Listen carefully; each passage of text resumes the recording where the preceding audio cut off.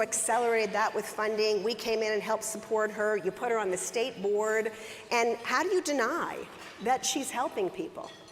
Well, I want to tell the story of Janelle Wood. Janelle Wood led the Black Mothers Forum. And the first time she came to see me was in the summer of 2020 during the George Floyd riots. And Janelle was not happy. We had called out the National Guard and we had put out an 8 p.m. curfew. And she said that the kids under her charge were angry because they didn't feel they could have their voices heard. And I said, Janelle, that's not right. They can have their voices heard until 8 p.m. Then they can go home and get a good night's sleep and come back the next day and peacefully protest. And she said, Governor, I really wish we could find something we could agree on. And I asked her what she thought of school choice. And she said, tell me more. We spent a lot of time together between then and my next and last State of the State. But on that 8th State of the State, she was sitting next to Angela Ducey, the First Lady. I was at the podium and I was able to address our legislature saying that 50 years ago, politicians stood in the schoolhouse door and wouldn't let minorities in. Today, politicians stand in the schoolhouse door and won't let minorities out. These kids are trapped in failing public schools, and it's time to set these families free. Janelle Wood led the standing ovation. The African American pastors of Arizona whipped the votes. We were able to pass it thanks to a one-vote Republican majority in our House and our Senate, and not one Democrat voted yes. This is something I believe whose time has come. The best places and the first places to go are places where we have the House and the Senate and the governorship, but it won't be long until moms in Chicago and moms in Philadelphia and moms in LA say, why can't I have what Janelle Wood's children have? This is a winner. And it shouldn't be partisan, it shouldn't be political. And you know the first people that tell me that all the time when we go state to state is the black pastors. And they'll say, what you're telling us is not what we've been hearing. But then I did it myself. And then I realized this was empowering. I realized this has nothing to do with the politics. You know, Howard Fuller, founder of the Milwaukee Choice Movement, used to say, I don't care where you're from, I will dance with whoever brings me. Right? I just want the best for my kids. And this really is one of those few issues where there's crossover if we can just get below the party level. And I'm thrilled that Kim Reynolds, who's a friend and a leader, we both were chairs in succession at the Republican Governors Association, is signed on for this, because there's a real battle ahead. In many ways, we shocked the left when we were able to pass this in Arizona. Since they had beaten us 65-35 in 2017, they thought there was no chance that we would have the courage to actually get this done at the legislative level. And then they were shocked when they couldn't get the signature. And now that we've seen it in 11 other states, if you think about it, those teachers or government unions are their leading force for what's happening on the left. And because they can't stop this, we're going to see real reform and parents joining this movement. We can really take this out of the partisan landscape, do great things for kids, and own the issue. Also, when you have 100,000 people that have signed up for this, you have a new constituency that you want to talk with and work with and organize around. So there's a lot of opportunity beyond this as well. You know, speaking of Governor Reynolds, what is your advice for rural legislators who, right, have it's a hard sell for them? How do you help them get over some of the concerns they're hearing? We face that issue in Arizona to be certain. I mean, people talk a lot about Greater Phoenix and Maricopa County, and then of course we have Tucson and Pima, which is the second largest county, but the other 13 are considered rural counties. And this is something that animated my run for governor in 2014. I wanted universal school choice, and really some of the concern at the rural level in places like Arizona, and I've talked a lot with Greg Abbott about this in Texas. One, they're concerned about high school football. and what happens with the possibility of competing institutions, and that's one you can easily overcome. And then the other one, and it's a very real concern, is oftentimes this school district is the #1 employer for that county. And I want you to know that that school district and that employment is not going to go away. If anything, you may have more growth or more option or more opportunities in that county, much like when you see the satellite arms of the community colleges making those investments there. So I think those are ones you have to overcome, but they are the knee-jerk first reaction. And if you look at the 11 states that have now passed that, you can get a lot other positive anecdotes on how you can demonstrate to rural leaders on why this is a good idea. And is another area that rural legislators can embrace amidst the education choice argument innovation? Innovation is really what's not being talked about right now. I think we're seeing all the Catholic schools and Christian schools and Hebrew schools and micro schools along with charter schools. These are all the things that we've already created.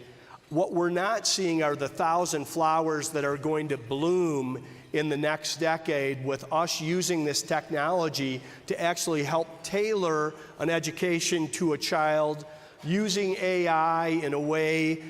Sal Khan talks about it. You can actually have Socrates as an individual tutor for each child, and we're still going to need good teachers at the front of the classroom to lead the charge, but we can let the strong students really run fast.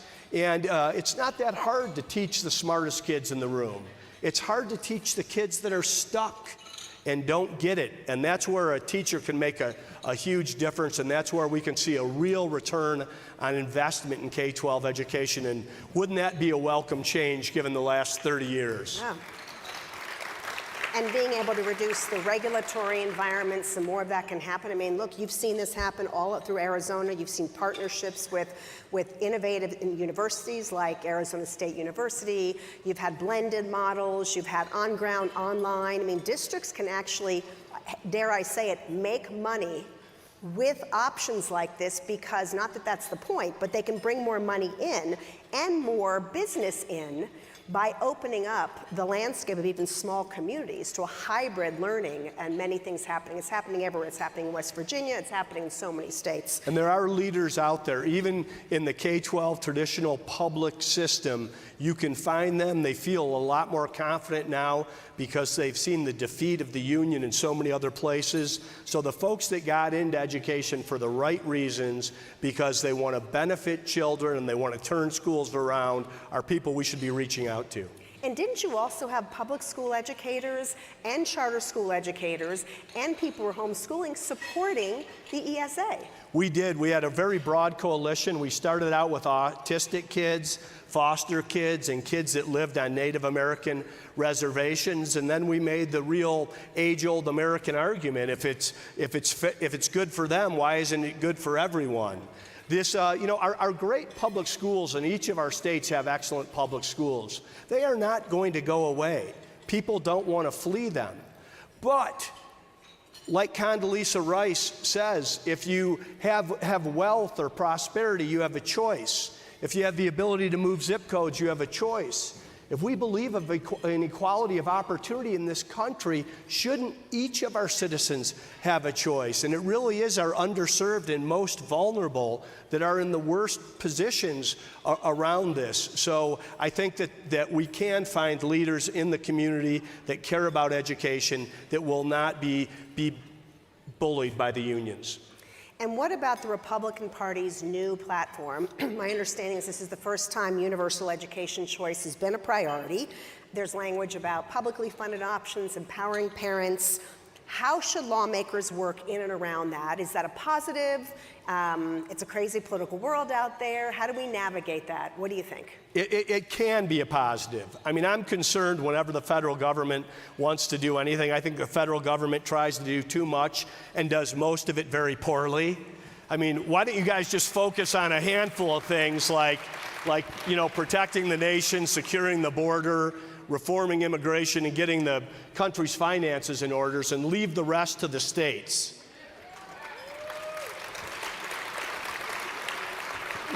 We're pretty good at governing, aren't we? And we also know how to balance our budgets and pass a lot of good legislation, and you see very little gridlock. With all that said, whatever we can do to push that education out of DC and push it back to the states pro rata. You know, Louis Brandeis called the states laboratories of democracy. And as a governor, I really embraced that. And we do want to compete against other states. Governors are still collegial, they're good communicators, but most of all, they're competitive. And Americans vote with their feet. And I know ALEC does a great job of demonstrating the map on where Americans are going, and they are going to our states.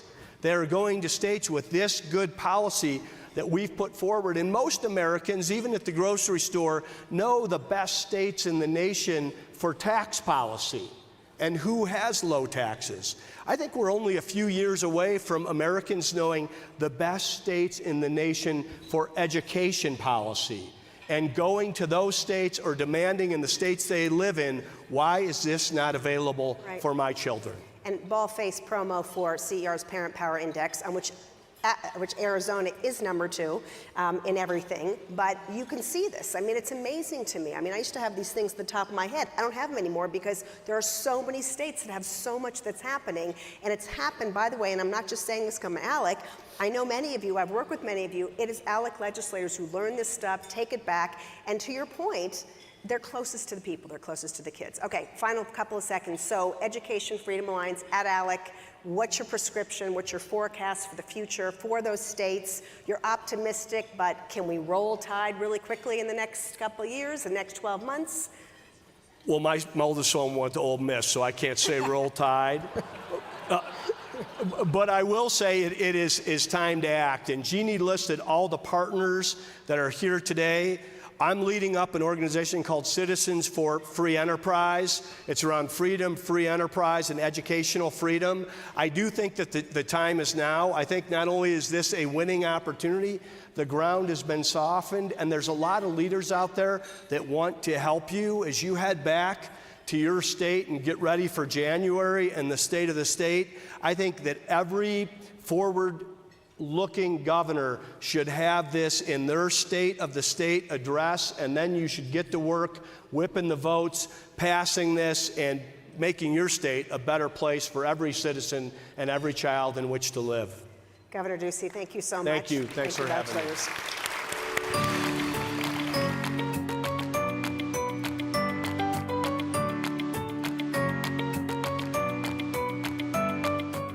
Ladies and gentlemen, please welcome back ALEC National Chairman, Kansas Senate President Ty Masterson.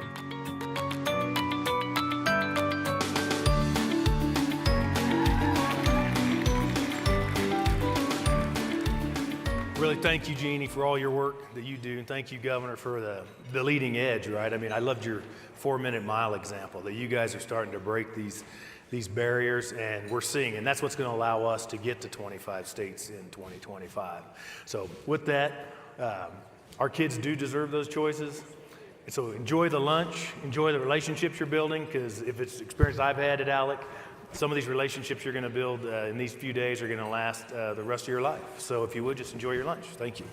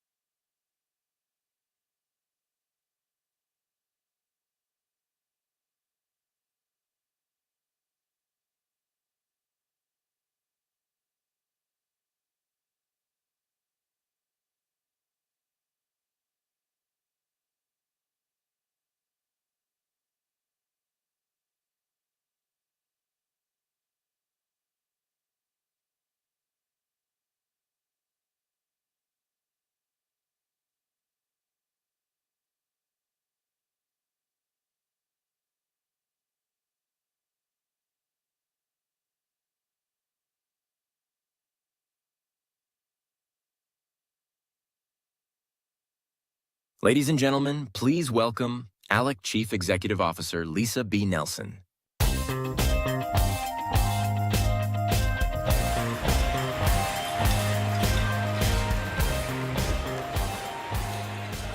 Hello and welcome. We're so glad you're here. There's something special about being here this week, just an hour or so away from the U.S. Olympic headquarters in Colorado Springs.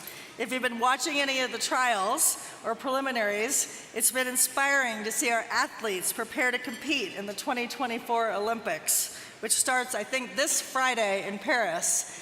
And I will say a huge shout out to our delegation from Utah, who was selected as the site for, I think it's the 2036 Olympics. Those athletes have put in the time and effort and sacrificed a good deal of their lives to be the best that they can be. So when they step up to the podium and accept that gold or silver or bronze, they know that they deserve the respect and praise that they receive. But in our arena at ALEC, some would say more brutal than the Olympics, we believe that every American deserves an efficient, effective, and accountable government that puts the people in control. And at ALEC, we equip and empower today's state leaders to shape America's future through our unwavering commitment to limited government, free markets, and federalism. In this chaotic world full of opinions, legislators rely and seek out our cutting-edge research and collaborative model policy development as a voice of reason. As a forum, our members in both the private and the public sectors come together to exchange those ideas and develop real solutions for the business and economic issues facing the states to help all Americans. For more than 50 years, our members have counted on us to deliver those trusted policy solutions that profoundly impact everyday life. This is the vision behind the new ALEC brand. A refresh that is reflected in the images and banners and logos that you will see throughout the conference and the words you will hear throughout this week. In short, you will feel our ALEC impact. This year, that impact has been felt in every corner of the United States as legislators like Senator Jim Stalzer and Majority Whip Kirk Chafee led the charge against home equity theft in South Dakota, in the way that Representative Bill Taylor championed legislation to keep politics out of pensions in South Carolina, as Representative Colin Jack and Senator Ronald Winterton provided energy reliability in Utah, and when Senator Orr and Representative Garrett brought universal education freedom to Alabama. These are not the only battles we fought, nor the battles that we won.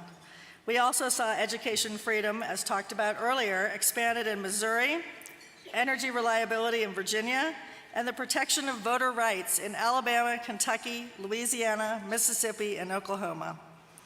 Also, as you might have seen us on Fox Business News, as we traveled with a contingency of ALEC state chairs to Capitol Hill to deliver a letter signed by more than 350 legislators from 43 states, calling to make the Tax Cuts and Jobs Act permanent.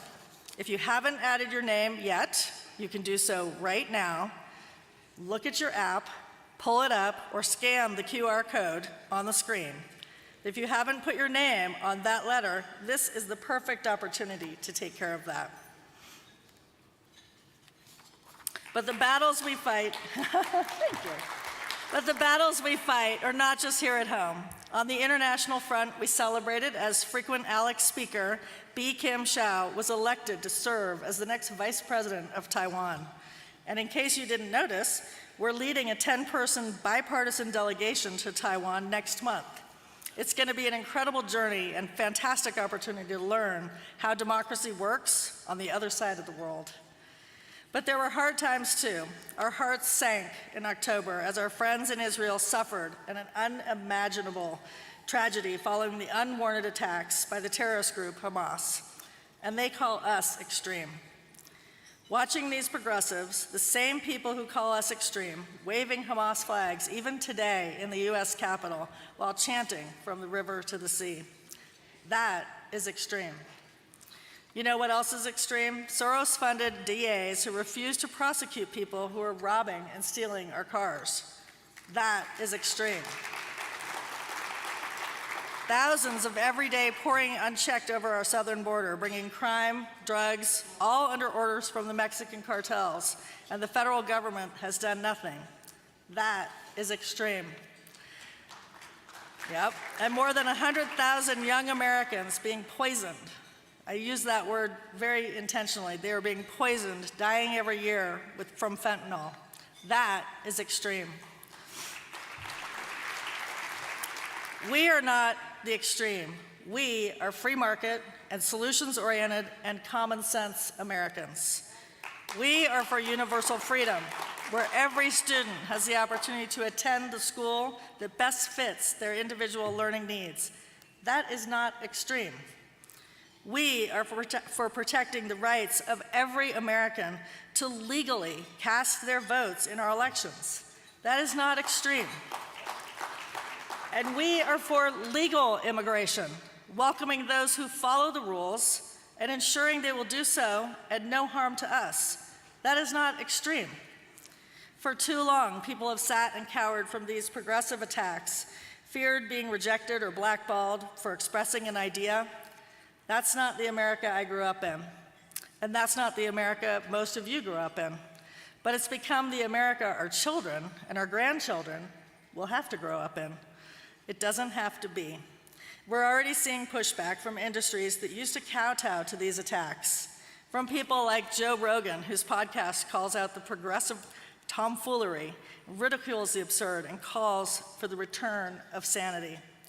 From people like hedge fund manager Bill Ackman, who pulled back donations from the colleges he was giving to, that allowed anti-Semitism to fester and failed to ensure Jewish students and staff were secure.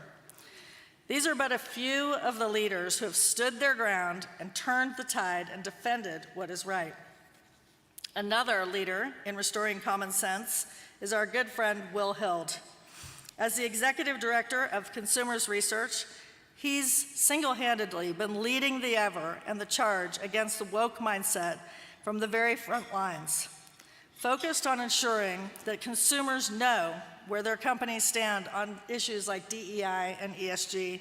Consumers Research shines a light on those who have bent a knee to progressive policies that run in opposition to the ideals that our country was founded upon. Ladies and gentlemen, please join me in welcoming Consumers Research Executive Director Will Hild. Elites pushing ESG are coming for America's farms and ranches, driving up the cost of fuel, making fertilizer unaffordable, burying farms in red tape, driving them to the brink, replacing American beef and chicken with fake lab-grown meat. It's disgusting, and it's changing our way of life, from our dinner plates to our livelihoods. Woke financial institutions like BlackRock and Bank of America are forcing a political agenda, killing farms, ending family legacies. Thank you all.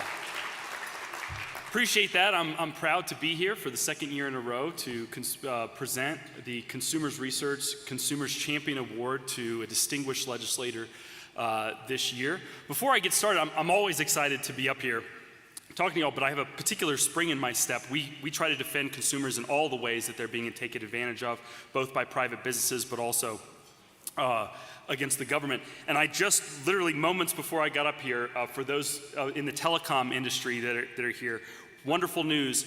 Our case against the Federal Communications Commission's unconstitutional tax in the Fifth Circuit the en banc review was granted favorably. Let me just read, I can't sum it up better than the court did. In the Telecommunications Act of 1996, Congress delegated its taxing power to the Federal Communications Commission. FCC then subdelegated the taxing power to a private corporation. That private corporation, in turn, relied on for-profit telecommunications companies to determine how much American citizens would be forced to pay for the universal service tax that appears on cell phone bills across the nation. We hold this misbegotten tax violates Article 1, Section 1 of the U.S. Constitution. So, big win for consumers, big win for businesses just trying to provide telecom services. So I just wanted to share that win as I'm a little bit extra excited today. But the real reason I'm up here is as we take on the woke industrial complex, this ESG behemoth, and continue the fight against it, I wanted to highlight somebody who has done incredible work, particularly Representative Mindy McAlinden from Arkansas, who's going to be receiving our award today.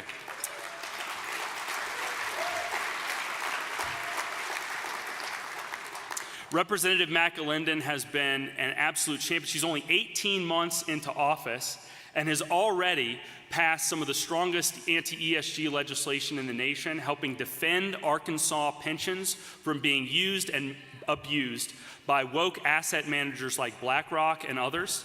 But in addition to that, as Governor Ducey said, we need to become the party of parents. She's spearheaded a bill that protected children from online pornography and online gambling. She has passed a suite of programs to help small businesses as they compete against some of the larger corporations in the country. And most importantly, she hit a blow against ESG's foreign comrade in arms, the Chinese Communist Party, banning them from state contracts. Let me tell you, there is no foreign entity more excited about ESG, more excited to watch us hamstring ourselves in the areas of energy policy and consumer focus than the Chinese Communist Party as they try to overtake us for geopolitical strength. So I'd like to welcome up here Representative McAlinden to receive our award. For those...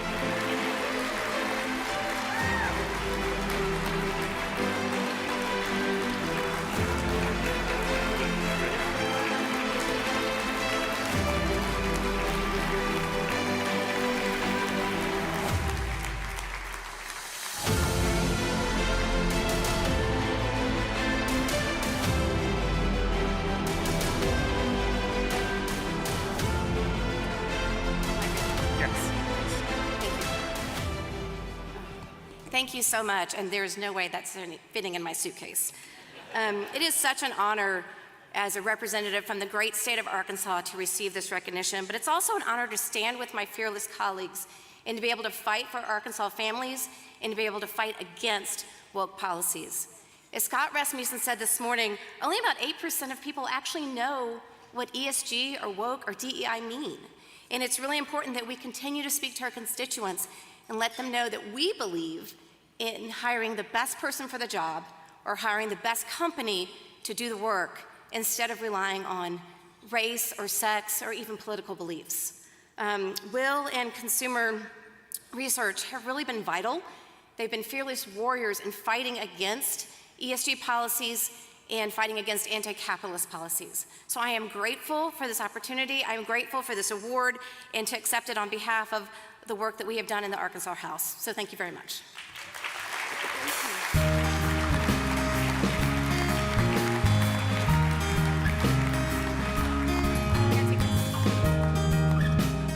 Ladies and gentlemen, please welcome back ALEC Chief Executive Officer Lisa B. Nelson.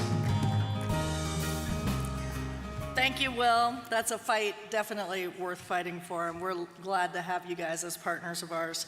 And Representative McAlinden, our 23 ALEC Legislator of the Year, you've been really racking up the awards. You're going to have to get a bigger office there in Little Rock. Let this be an inspiration for those of you out there. You need to embrace your inner Mindy and really drive your state's policy. But Mindy, you've been tireless in your efforts to keep that practice, and we're congratulating Arkansas. I see Jim Dotson there smiling. Congratulations. When it comes to reading the pulse of the nation, or the way that some Americans think, there's no better resource than Scott Rasmussen. Not only because of the way that he conducts his polls, but because of the analysis that he provides. And I know he was at the state chairman's meeting this morning. When making sense of the American mindset, he's very particular, and his work never stops. Always asking the question, always analyzing the results, and coming up with the next answer. Today, he's going to share a few of those answers with us, and if there's time, we might even be able to take some questions. Ladies and gentlemen, proud to bring up to the stage Scott Rasmussen.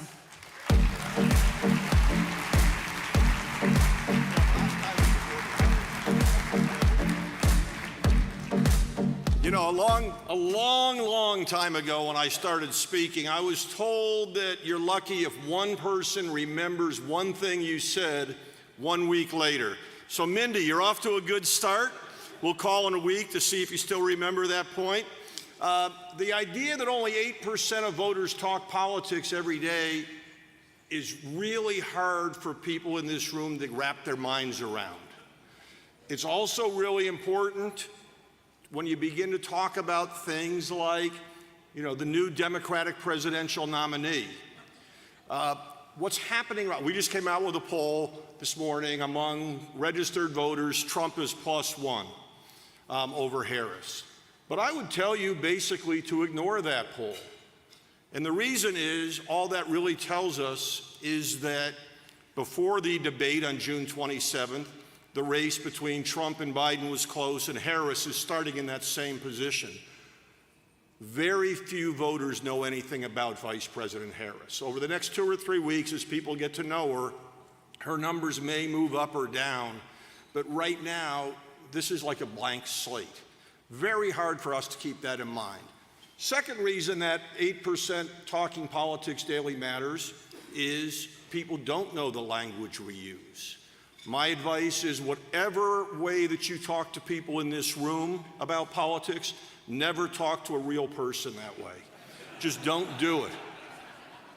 And it's not because they're stupid. Joe Napolitan, a great legendary pollster, said you should never underestimate the intelligence of the American people, but never overestimate their knowledge of political events. We tend to do the opposite. We tend to think they're hanging on to everything that we do in this space, and then we don't give them very much credit. Let me just give an example that leads into the messaging part of this. How many people in this room like socialism? Wow, nobody. Well, you know what? About 35 or 40% of Americans have a favorable opinion of socialism. Now, everybody in this room is going to be thinking that's terrible. But when we ask them what they think socialism means, among the people who like it, only about 1 out of 3 think it means more power and money to government. 80% of people who like socialism say they like free markets. In other words, they like ALEC, whether they know it or not. So when I give this perspective to a group that's into the free market world and talking about education, sometimes the conservative response is that shows what's wrong with our public schools. We need to teach these people what socialism really is. That's not the way to win hearts. You don't win hearts by telling people they're stupid. You use their language. Words do change meaning. We need to think about, when somebody says they like socialism, rather than giving them a lecture, we should say, what do you like about it? What do you mean? What is good? And if you're uncomfortable with the idea that words have different meaning at different times, I have a fundamentally different definition of middle-aged than I did 20 years ago. That's the way this world works. We need to speak in the language of everyday Americans. Now, the other thing, Governor Ducey, when he was up here, was talking about school choice, educational freedom. He was talking about it not as an attack on unions or not answering all the details. He was talking about giving parents that choice, giving all parents and all Americans and all students that choice. Well, that's really important. We want to focus on the positive message because most people aren't engaged in all those details. When I first started polling, I was working with the term limits movement. In fact, we passed term limits in 23 states across the country, which was a good thing. And at one point, we did a poll and asked voters, do you have a favorable opinion or an unfavorable opinion of term limits? About 75% said yes. They liked it, same percentage we get today. And then we read all the arguments that insiders used against term limits. And you know what? Support actually went up for term limits after we read the opponents' arguments. Because the insiders were talking about, well, the seniority system is how Congress works. You can't do that with term limits. Well, nobody liked the seniority system. The reason I mention that example right now is we told all of our state leaders, when somebody is challenging you about some of those details, don't engage with them. You just keep to your message about why you like term limits.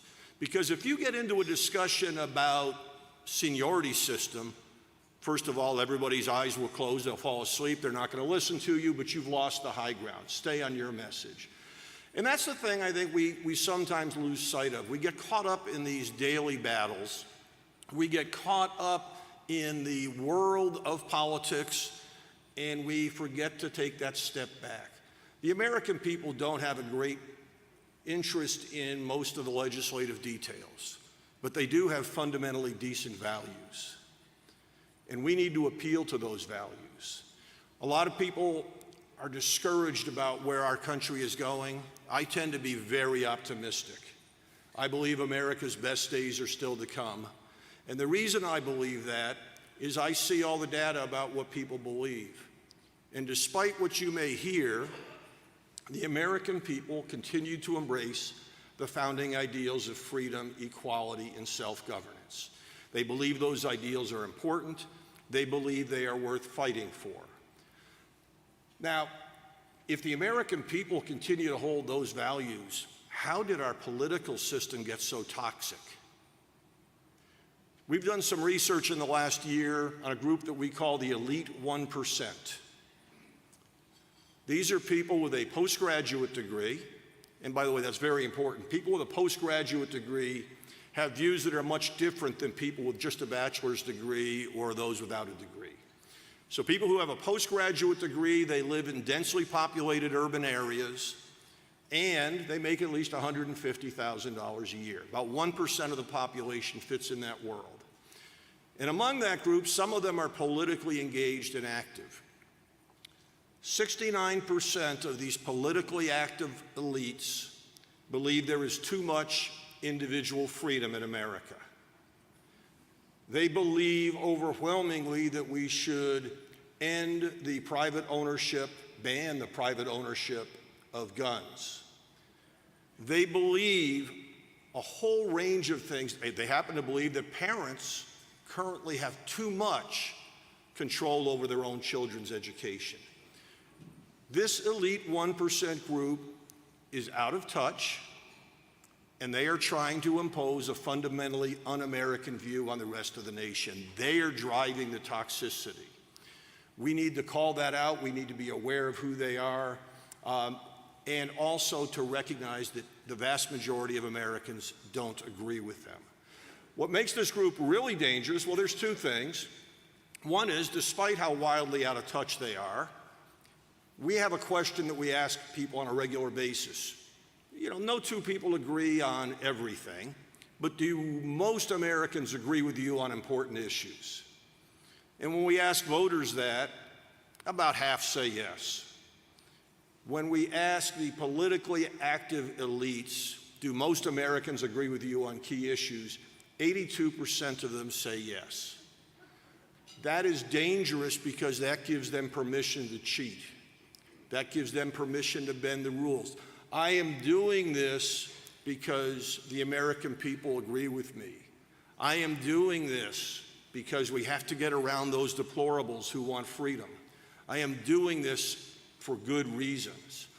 And the other reason this group is dangerous is they have tremendous influence with federal government managers, people who you might call the deep state. A lot of people attack them as a conspiracy group. I don't think they're a conspiracy at all. I think it's a fraternity. They all went to the same schools and know each other in different ways.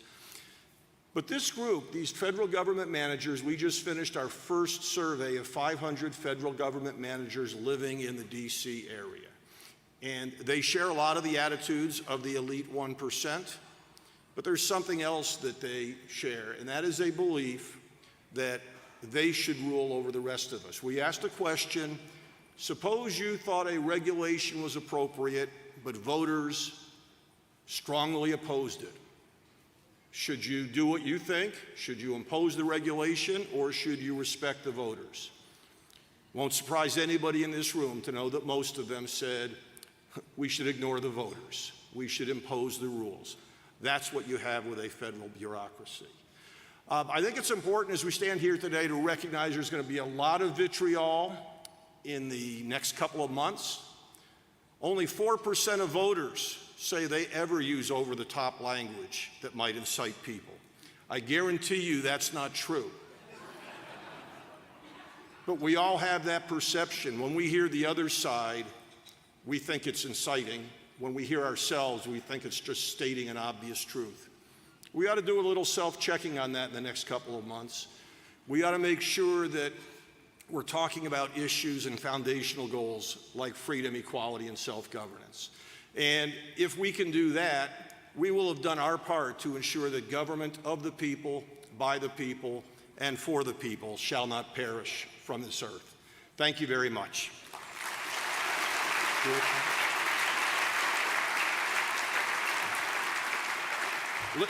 Lisa said we could have some easy questions.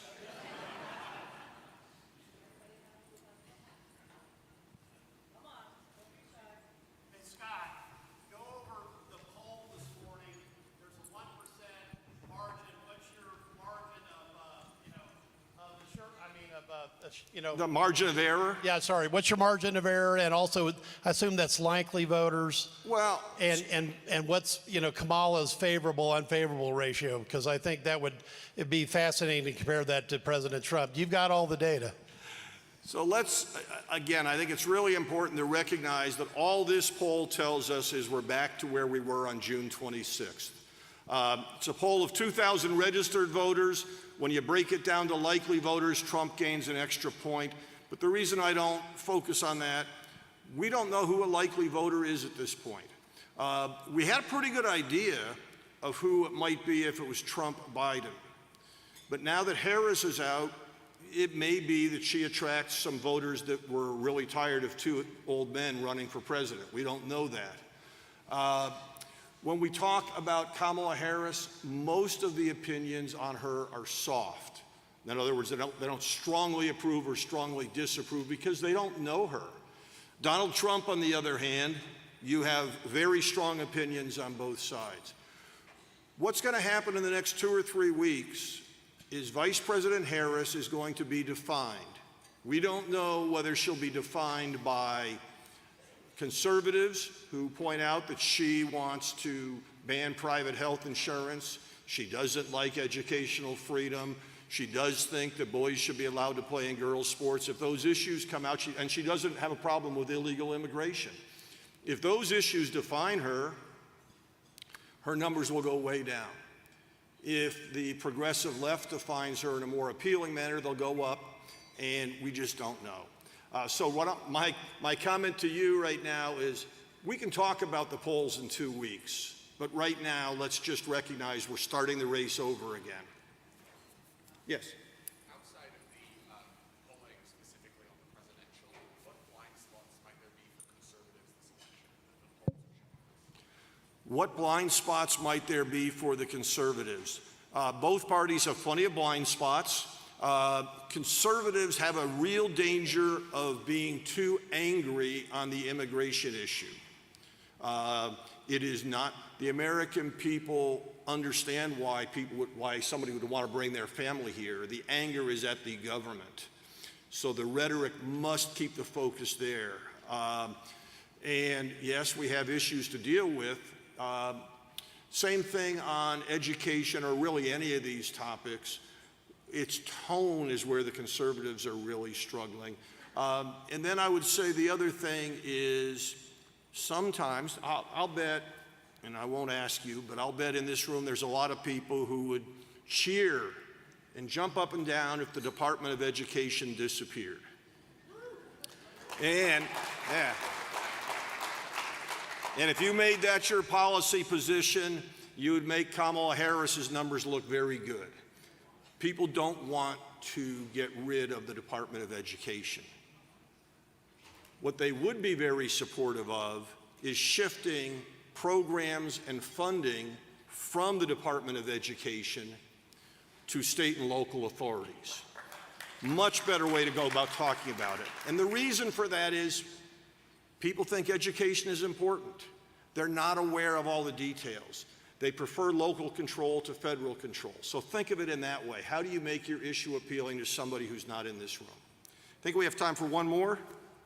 Hey, Scott, can you comment on the Gen Zer, 18-year-old, any trend for the youngest, newest first voter? You know, that's the story in every election cycle. We want to identify who they are. I'm old enough that I remember George McGovern running for president. And young voters, when he did that, grew up and voted for Mitt Romney. When you're a first-time voter, the most defining feature of Gen Z voters is they are not at all interested in politics. They're more interested in lots of other things going on in their life. There is a great disinterest in the leadership that we have right now, but it's not policy-based. It's why do we have these 80-year-olds running around and making all these decisions? Why do we have people who don't even know, what the latest app is telling us what's going on? So there's a frustration that's built into the process, but I wouldn't read much into the partisanship of it right now. Lisa, are we? One more, okay. Yes.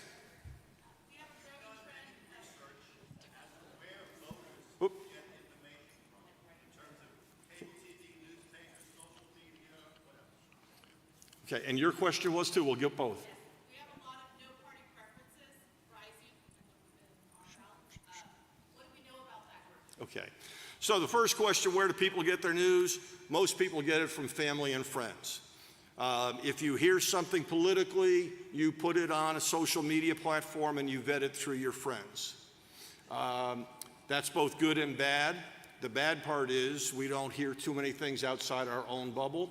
The good news is it's not relying on any one institution. The people with no preference, which is a growing number of Americans, especially among younger voters. What we know about most of these people is the closer we get to November 5th, the closer they'll get to leaning to one party or the other, because that happens in every election cycle. Looking forward, I would argue that the next presidential election will help define that group. We're in a time right now where there is a need for a next-gen leader, somebody who can apply those founding ideals to the reality of the 21st century. And that person, if they can become the embodiment of both freedom and equality, that whole founding ideals, and express it in contemporary terms, those no partisan preference people will rally to that party. Okay, thank you very much.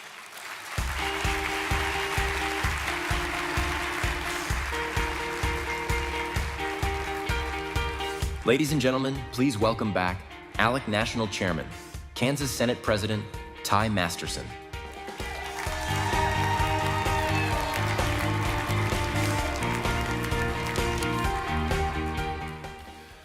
Lisa, you were very kind to me adding things to my little written list, right? So dyslexia is kicking in now too. So I want to try to get through everything, right? You're helping me expose all my weaknesses, but thank you for that. So welcome former Senator Cory Gardner, who joined us. Thank you for joining us. Special thank you to our sponsors, Will Hild, and for this lunch, and those who participated. Congratulations, Mindy. Thank you, Governor Ducey, I think has already stepped out for his leadership. Jeannie Allen, thank you so much for participating. Scott, thank you for being here. I look forward to it again. We get speak a little later. Love to learn more. We have just a little bit of time, so I would like to introduce to you, I want to reintroduce Representative Penn and his amazing boys. These two young gentlemen and his amazing wife, Talia. I got to tell you, these boys came and performed for us, recited for us in a way that I thought we would share it. We have a few minutes. And so not that I like to extend meetings. I think a love language is an efficient meeting, right? But we got a minute, and I'd love to introduce you to these two guys. This is Jaden and Josiah Penn.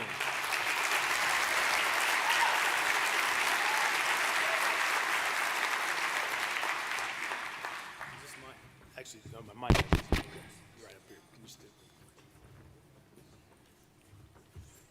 Hello, my name is Jaden Penn, and this is my little brother, Josiah Penn. Say hi, Jojo.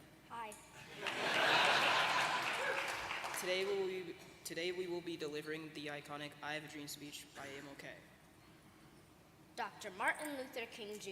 delivered this speech at the Lincoln Memorial in Washington, D.C. on August 28, 1963. He was speaking to a huge crowd of people who had marched into Washington in support of civil rights legislation. I say to you today, my friends, so even though we face the difficulties of today and tomorrow, I still have a dream.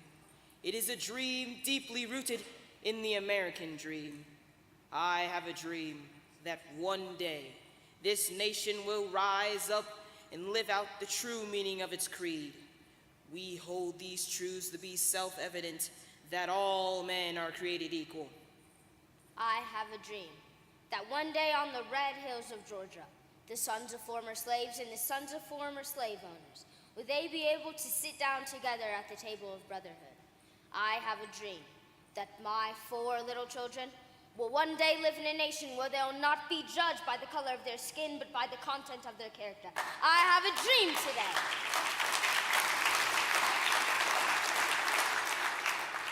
I have a dream that every valley shall be exalted, that every hill and mountain shall be made low. The rough places will be made plain, and the crooked places will be made straight, and the glory of the Lord shall be revealed, and all flesh shall see it together. This is our hope. This is the faith that I go back to the South with. With this faith, we will be able to hew out of the mountain of despair a stone of hope. With this faith, we will be able to work together, to pray together, to struggle together, to go to jail together, to stand up for freedom together, knowing that we will be free one day. This will be the day. This will be the day when all of God's children will be able to sing with new meaning. My country, 'tis of thee. Sweet land of liberty, of thee I sing. Land where my fathers died, land of the pilgrim's pride. From every mountainside, let freedom ring. And if America is to be a great nation, this must become true. So let freedom ring from the prodigious hilltops of New Hampshire. Let freedom ring from the mighty mountains of New York. Let freedom ring from the heightening Alleghenies of Pennsylvania. Let freedom ring from the snow-capped Rockies of Colorado. Let freedom ring from the curvaceous slopes of California. But not only that, let freedom ring from Stone Mountain of Georgia. Let freedom ring from Lookout Mountain of Tennessee. Let freedom ring from every hill and molehill of Mississippi. From every mountainside, let freedom ring. And when this happens, when we allow freedom ring, when we let it ring from every village and every hamlet, from every state and every city, we will be able to speed up that day when all of God's children, black men and white men, Jews and Gentiles, Protestants and Catholics, will be able to join hands and sing in the words of the old Negro spiritual. Free at last, free at last, thank God Almighty, we are free at last.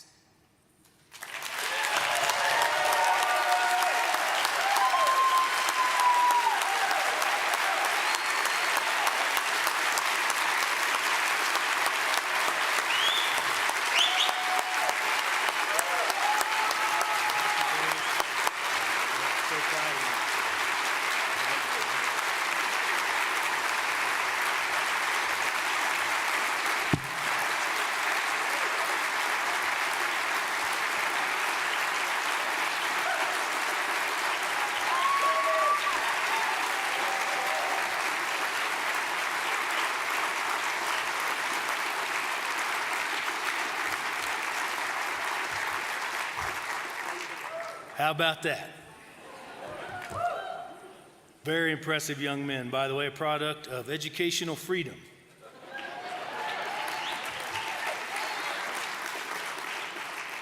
They were homeschooled through the pandemic and now attend the Wichita Classical School in Wichita, Kansas.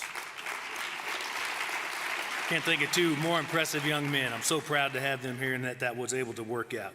We're able to share that with you. So now just my cleanup notes. On your table is a pamphlet. You'll see it, My Child, My Money, My Choice, right?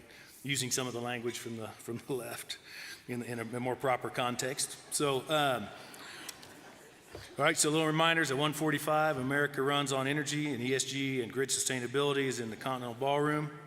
From 3 to 4, The New Frontier, ESAs and beyond, and helping business owners and state leaders build a legal workforce, legislative perimeter on E-Verify. We also have a great line of roundtables, working groups. Check the ALEC app for more detail. Most importantly, the bus for the welcome receptions leave at 5:15. Don't forget those. And then one final note, I think we're running an end video, so we have a lot of critical topics to discuss. You'll join me, watch a quick video on energy, and then that will conclude our session, and thank you for coming. The United States is a world leader in innovation. We invent new technologies, put food on the table, and build for the future every single day. And what powers American exceptionalism? Power does. Electricity, the grid. But that's the one way in which America isn't a powerhouse. Our leadership and our livelihoods are put at risk by China's investment abroad and outdated infrastructure at home. America's power depends on our grid security.